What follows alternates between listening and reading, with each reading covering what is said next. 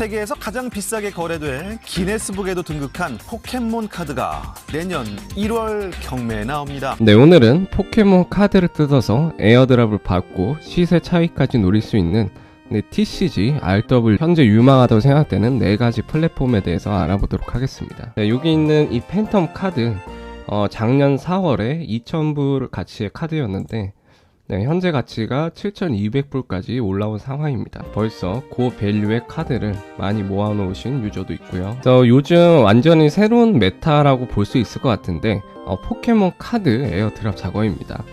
25년 하반기부터 실물 자산, 리얼월드 에셋 토큰화 플랫폼들이 빠르게 성장을 하고 있습니다. 스테이블코인, 퍼프덱스, 그 중에서도 포켓몬 카드 토큰화가 특히 주목을 받고 있고요. 코트야드가 지금 대장급 플랫폼인데 이제 Y 컴비네이터와 오픈시 30밀리언 이상 투자를 받았습니다. 자, 먼저 왜 포켓몬 카드인지를 설명을 드리면, 이 포켓몬은 역대 미디어 프랜차이즈 매출 부동의 1위입니다.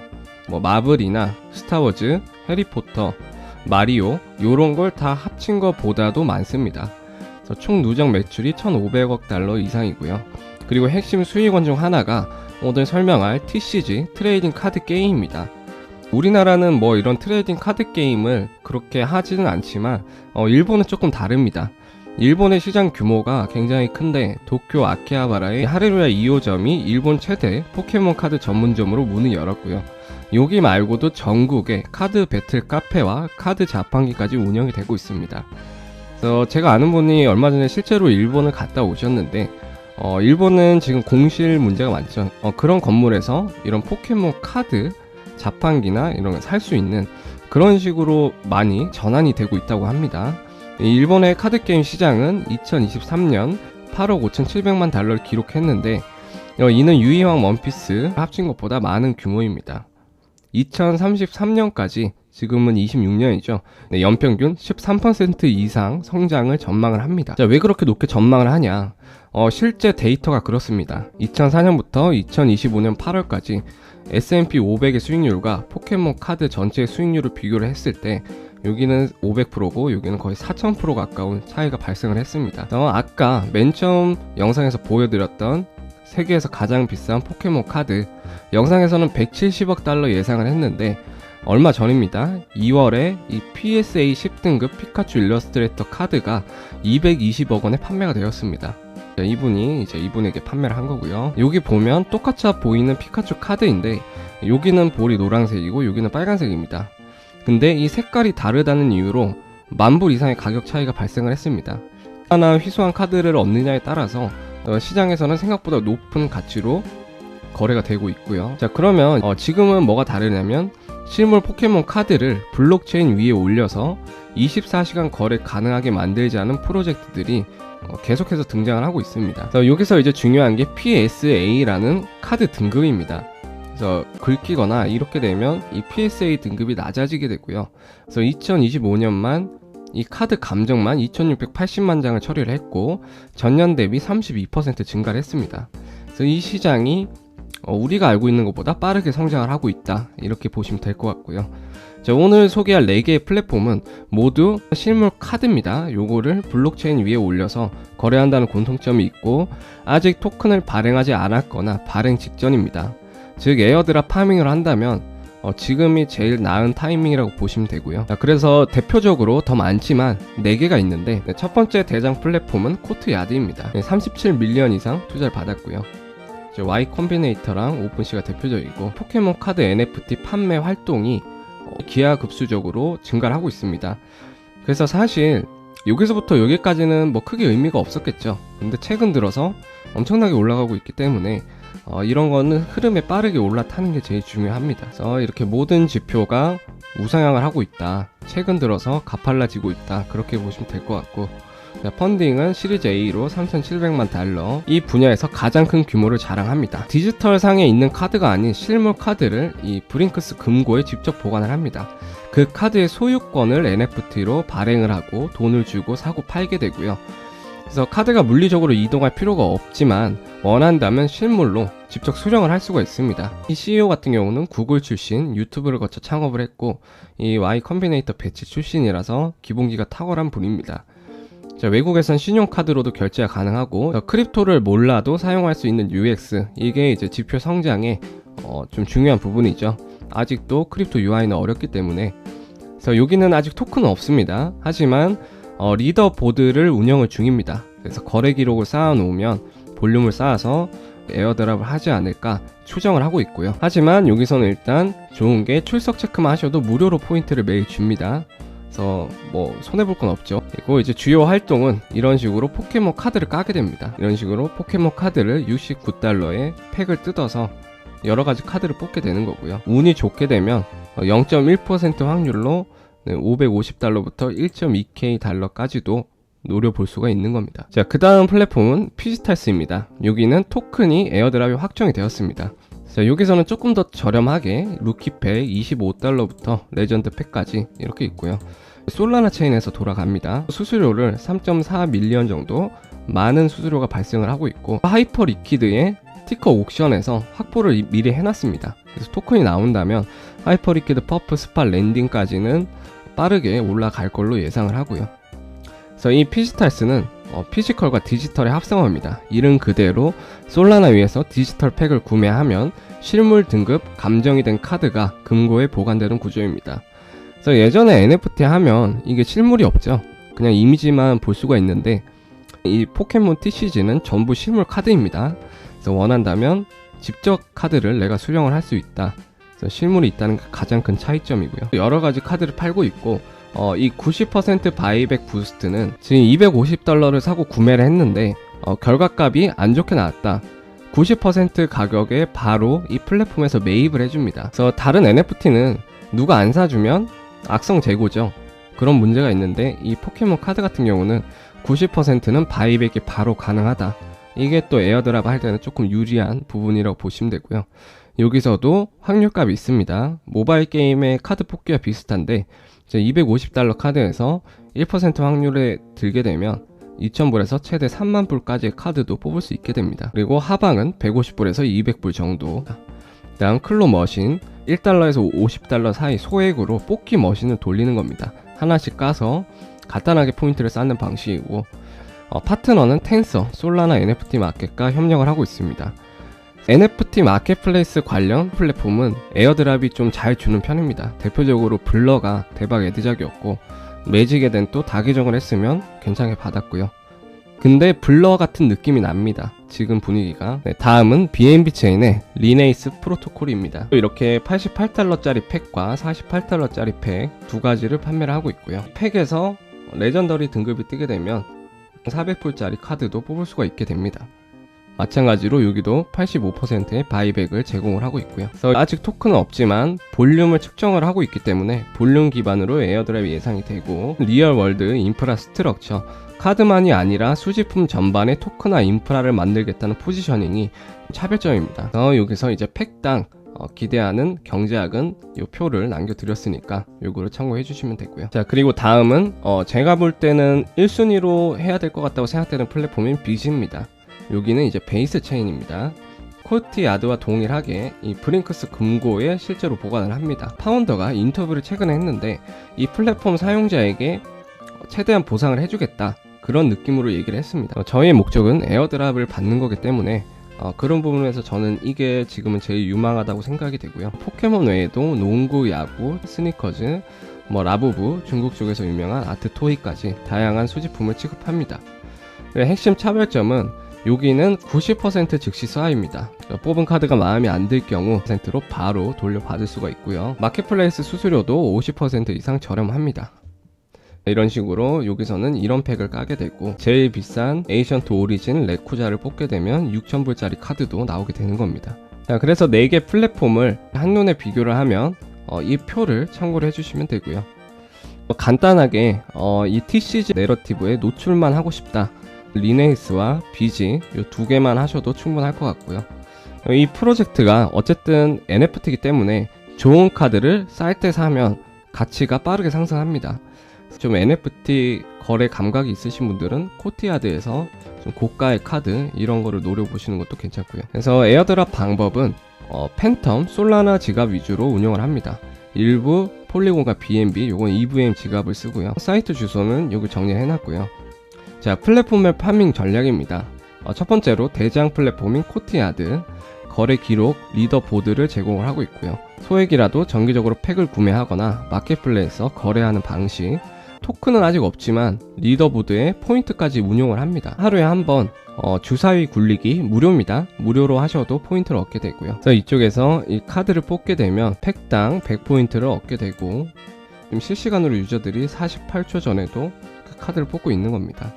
그래서 이런 거 아무거나 눌러보시면, 자, 이 PSA는 카드 등급이고요. 10등급이 제일 높은 거고, 이 마켓에서 어떻게 거래가 되고 있는지. 다음은 이 피지탈스 포인트 에어드랍 확정이고, 25불짜리 반복이 가성비는 제일 좋습니다. 바이백 이렇게 자금을 회수한 다음에 다시 까고 또 바이백하고, 그러다가 1% 확률을 뚫고 조금 비싼 카드가 나오면 그냥 그 플랫폼 자체를 스탑하는 것도 나쁘진 않습니다. 다음은 리네스입니다. 여기도 비슷한데 오메가팩 48불짜리가 제일 효율이 높고, 레어 이상 카드가 나오면 바이백 대신 마켓 리스팅, 시장에 비싼 가격을 주고 팔면 되고요. 다음 BG, 90% 스왑과 베이스 생태계입니다. 파운더도 사용자들을 좀 챙겨주겠다 이런 식으로 얘기를 했었고, 자, 그러면 이 TCG RW 에어드랍 파밍은 어떻게 접근을 해야 되냐면, 먼저 사야 될 카드가 정해져 있습니다. 이 포켓몬 카드 시장에서 가격을 좌우하는 건 캐릭터 인기와 등급, PSA와 어떤 에디션, 얼마나 희귀하고 수량이 조금만 배포가 되었냐, 요거를 봅니다. 2026년 PSA 10기 중 가장 비싼 캐릭터 순서는 피카츄, 리자몽, 뮤츠, 루기아, 그리고 팬텀, 이 정도 순서입니다. 그래서 PSA 9와 10 그 차이가 가격이 3에서 10배 이상 뜁니다. 같은 돈이면 무조건 PSA 10을 사는 게 투자 관점에서는 유리하고요. 이런 뮤츠 카드 같은 경우는 17,000달러, 그러니까 2천만원 이상의 가치를 가지게 됩니다. 다음 플랫폼별 파밍 전략입니다. 먼저 이 코트야드는 꾸준히 쌓는 전략, 에어드랍을 만약에 하게 될 경우는 기대치가 제일 큽니다. 제일 많은 지표를 내고 있기 때문에.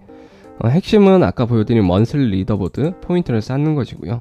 여기 같은 경우는 팩을 뜯어서 가차를 하기보다는 약간 NFT 거래를 좀 익숙하신 분들, 저평가된 카드를 사고 대파는 게 더 효율적일 수가 있습니다. 특히 피카츄, 리자몽, 팬텀 세 가지는 유동성이 좋아서 대파하기가 쉽습니다. 무료 출석 체크 정도는 해주는 게 좋겠죠. 이 피카츄도 그 뭉크의 절규와 약간 콜라보레이션한 느낌의 카드인데 하나가 2,750달러 가격을 형성을 하고 있습니다. 자, 다음으로 피지탈스는 일단 토큰은 확정이 되어 있기 때문에 하이퍼리퀴드 옥션까지 끝났고, 안정적으로 에어드랍을 하실 분들, 자, 모든 팩의 효율은 동일합니다. 루키 팩을 여러 번 사고 되팔고 하는 게 효율상은 제일 좋고요. 자, 다음은 리네이스. 이쪽도 조금 유망해 보이고요. 여기는 슈퍼 리퀴드 포인트와 볼륨 순환을 조만간 할 겁니다. 그래서 이 슈퍼 리퀴드 포인트를 받는 방법은 마켓에 있는 카드에 오퍼를 거는 것입니다. 이런 가격이면은 바로 구매를 하겠다, 미리 주문을 넣는 거고요. FMV 공정가치에 가까운 가격으로 오퍼를 넣을수록 포인트가 더 많이 들어오는 구조입니다. 블러 에어드랍이랑 똑같습니다. 그리고 두 번째로 뽑은 카드나 구매한 카드를 홀딩을 해도 보유 포인트가 쌓이고요. 세 번째는 카드 마켓 리스팅과 가차입니다. 그래서 여기서는 주기적으로 SBT도 발행을 합니다. 꾸준히 받아주시는 게 좋고, 현실적인 전략은 오메가팩 48불짜리를 뜯고, 만약에 안 좋은 카드면 바로 85% 바이백, 그럼 다시 자금이 들어오죠. 그리고 레어 이상은 마켓에 공정가격 근처로 리스팅, 그럼 볼륨과 리스팅 포인트를 받고요. 회수한 자금으로 마켓에서 FMV 근처 오퍼를 걸어두기, 그리고 체결되면 다시 또 리스팅 또는 홀딩, 이렇게 하면 모든 포인트 전략을 적용을 해서 사이클을 돌릴 수가 있고요. 그 다음으로 가장 유명하게 보는 건 BG입니다. 일단 90% 스왑, 그래서 부담이 적죠. %도 누적되면 큰 차이기 때문에 리네이스 카드팩 88불짜리와 오메가팩 이렇게 두 가지가 있는 거고요. 기대 밸류는 10% 이상 플러스입니다.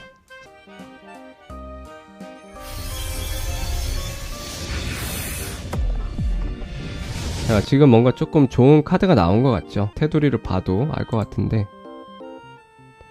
자, 에픽 카드가 나왔네요. 갸라도스 카드가 나왔고요.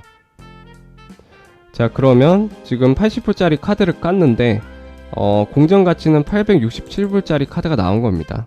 그래서 85%의 바이백을 하게 되면 737불을 받는 거고요. 보유를 한 다음 공정가치 이상에서 팔 수도 있겠지만 그런 전략은 기회비용을 생각했을 때는 좀 더 고가 카드에서 하는 게 맞고, 바로 바이백을 하겠습니다. 그럼 바로 팔리는 거고요. 벌써 600불이 플러스인 거죠. 그 다음은 콜렉터 크립트입니다. 여기는 카드란 토큰을 이미 상장을 했고요. 그래서 이 TCG 포켓몬 관련 플랫폼 중에서는 제일 먼저 토큰을 상장을 했습니다. 팔로우업을 하시면 좋을 것 같고요. 이 카드 토큰 같은 경우는 출시 후 10배 이상 올랐습니다. 그래서 초기에 구매를 하신 분들은 좀 큰 수익을 보셨는데 오늘 하는 4가지 플랫폼도 요거를 노리고 하는 겁니다. 찍먹을 하실 분들은 피지탈스, 리네이스, BG, 병행을 추천드립니다. 약간 NFT 거래에 단련이 되신 분들, 이런 분들은 무조건 코트야드에서 하시는 게 좋습니다. 뭐 피카츄나 리자몽 팬텀, PSA 10등급 이상 뭐 몇만 불짜리 카드도 많이 있기 때문에 리더보드 상위 노리시는 걸 추천드리고요. 대신 감이 좀 좋아야 되겠죠. 나중에 가격이 오를 만한 카드를 찾아야 되니까. 자, 공통 원칙은 팩 리핑만 무한정하는 건 도박입니다. 기본적으로 EV가 계속 까게 되면 제가 아까 갸라도스를 뽑은 것처럼 기대값은 10% 이상인데 안정적으로 가시려면 바이백을 바로 돌리는 게 낫습니다. 15%의 플랫폼을 던지고 다시 팩을 까고 또 던지고 볼륨과 포인트를 쌓는 거. 저는 딱히 실물 카드를 직접 받고 싶은 생각은 없기 때문에. 자, 다음은 이제 리스크 체크입니다. 일단 좋은 점은 이 실물 카드가 담보고 크립토 에어드랍보다 하방이 제한적입니다. 바이백 시스템, 피지터스 리네이스 85%에 비지는 90% 손실을 방어하고요.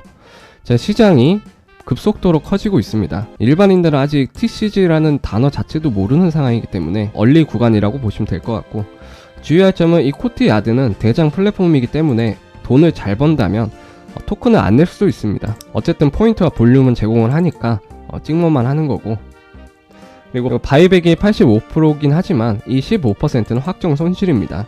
그래서 에어드랍이 결과가 좋지 않으면 손해가 발생하는 구조고요. 그래서 마무리는 이 TCG RWA는 크립토에서 몇 안 되는 실물이 받쳐주는 섹터입니다. NFT와는 다르게 이 포켓몬이라는 거대한 IP가 하방을 받쳐주죠. I have probably the world's #1 Pokemon collection inside this case. Little figures? Cards, and they're all Charizards, which is the #1 Pokemon guy. Okay, hold on 1 second here. Yes. Chump, Yeah, this guy's got Pokemon cards. Rick. it's not Pokemon. It's Pokemon. Okay. I'm here to sell my Pokemon collection. I got into Pokemon collecting with my sons, and eventually they grew up and went to college, and I never did grow up. So I continued with Pokemon for the last 17 years. Out of your deck and getting enough energy points so that you can attack your other player. You'd win by your opponent not having any Pokemon left. It's really popular. They have whole tournaments where 1,000 people enter and they have Pokemon battles. Okay. I really don't understand why Pokemon is such a big deal, but if something like a Beanie Baby can become worth a lot of money, maybe these can too. I just need to know a lot more. They're pretty cool. Actually, some of them can be worth a lot of money. The millennials love them, Rick. But millennials don't have any money. Well, this guy's not a millennial and he loves them. Yes. He played them with his kids. Look at this collection he has. And my children are millennials now, and they love them. So these go for a lot of money. Yes.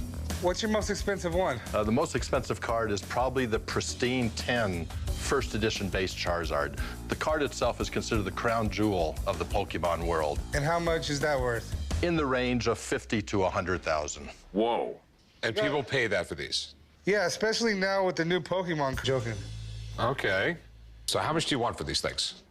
I'm looking for right in the area of $500,000. Do you mind if I have someone look at this? That's fine. I'll be right back. This is baffling. Yeah, he doesn't know what to think right now. Right. Pokemon. It seems to me the one who's going to make the decision really doesn't know what he's looking at. I'm happy that the expert is coming in to educate the fella. He's going to know what these are selling for and the future collectible value of them. I'm sort of like in a baffled cloud here. What can I do for you guys today? He's got Pokemon cards and... Pokemon. Okay, so Pokemon cards. And he says they're worth $500,000, and it just doesn't make any sense to me. Well, there's a lot of cards here, Rick. So Pokemon started in Japan in '95. Probably about 2000 to 2002 is when it really took off. So that's why these first edition cards are really hard to find, because you still hadn't created like this large market for what it became. And Charizard's like one of the best characters in the game. He's also one of the most collectible characters in the entire Pokeverse. So, Well, hold on. The Pokeverse. The Pokeverse, the Pokemon world. Yes, sir. Okay. Graded 10s, I believe there's less than 50 PSA 10s in existence. And by looking at this, there's 20% of the market sitting on your counter. I look at this collection and I just can't believe my eyes. There's pristine 10s everywhere. Charizard being one of the top collectible pieces in Pokemon. This is a one-of-a-kind collection. What do you think this stuff is worth? So this one here, there's only one of them in existence. There's no other graded a 10. This card could go 30 to 40,000. Altogether, I'm estimating anywhere from 380 to 390,000 for this collection. Really? Obviously, this guy's a little upset over Steve's appraisal, but I'm absolutely blown away. 네, 아마 대부분은 같은 느낌을 받을 겁니다. 하지만 가격은 거짓말을 안 하죠. 그만한 시장의 가치가 있기 때문에 그렇게 판단을 받는다, 그렇게 보시면 될 것 같고요. 그래서 영상에서도 보셨다시피 뭐 이런 카드가 NFT로 디지털에만 남는 게 아니라 전부 실물 카드죠. 저 아저씨는 리자몽 카드의 가치를 믿고 17년을 버틴 겁니다. 근데 앞으로는 이제 뭐 AI가 발달하고 하면 이런 디지털로 대체가 불가능한 실물 자산, 실물 카드에 대한 수요는 조금 더 높은 가치를 가질 걸로 예상을 하기 때문에 네, 오늘 알려드린 영상은 여기까지였고요. 영상 도움되셨다면 구독, 좋아요 부탁드리도록 하겠습니다. 네, 감사합니다.